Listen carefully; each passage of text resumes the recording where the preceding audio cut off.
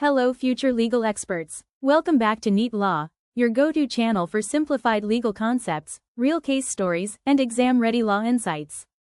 Today, we're diving into a topic every law student must master, minors' agreement under the Indian Contract Act, 1872.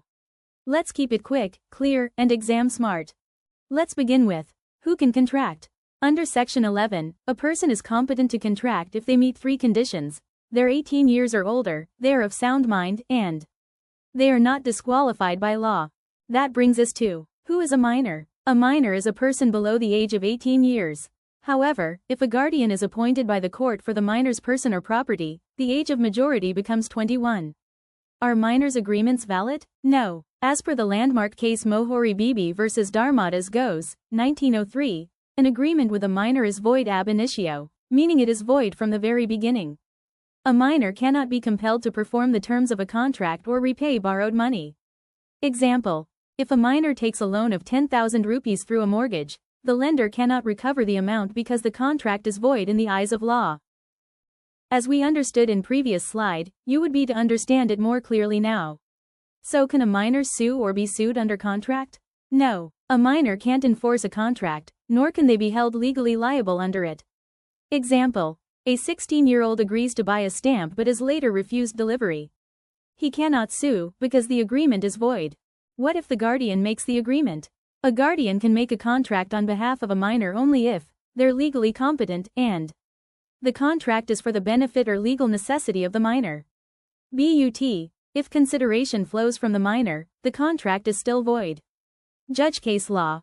Raj Rani vs. Pramadip, 1949. Here, a minor and her father signed a film agreement. Since the minor was directly involved and consideration came from her, the court held the agreement void. Now let's understand what if agreements are made through guardian on behalf of minor, will they be valid? A minor, Mr. Sheil, borrowed a sum of money from the plaintiff, R. Leslie Limited, a moneylending firm. Here's the twist. He falsely misrepresented his age, claiming to be a major. Relying on this statement, the company lent him money.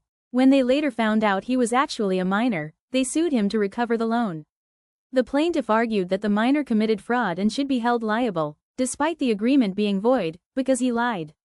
The legal issue: can a minor, who fraudulently misrepresents their age to obtain a loan, be held liable in tort, for deceit, and compelled to repay the money?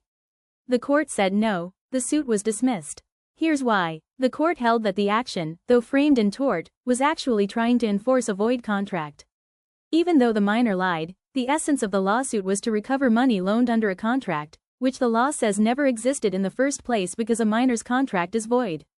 The judges refused to create a backdoor to enforce that contract through tort law. And most importantly, the court ruled that there can be no estoppel against a minor, meaning, you cannot prevent a minor from pleading minority even if he lied about it. So even though the minor intentionally deceived, he was not liable. Let's now understand minor's liability in tort, a concept that often puzzles students.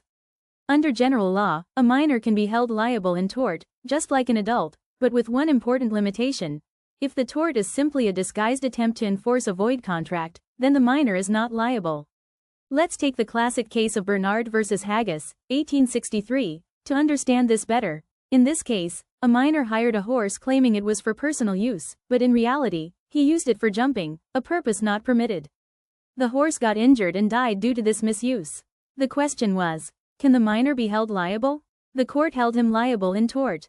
Why? Because the claim wasn't about enforcing the hiring contract, it was about the independent wrongful act, misuse, that caused damage. That's a tort, not contract enforcement. Key takeaway: if a minor commits a wrong outside the contract, like negligence or damage, they can be sued in tort. But if someone tries to dress up a contract claim as a tort, the law won't allow it.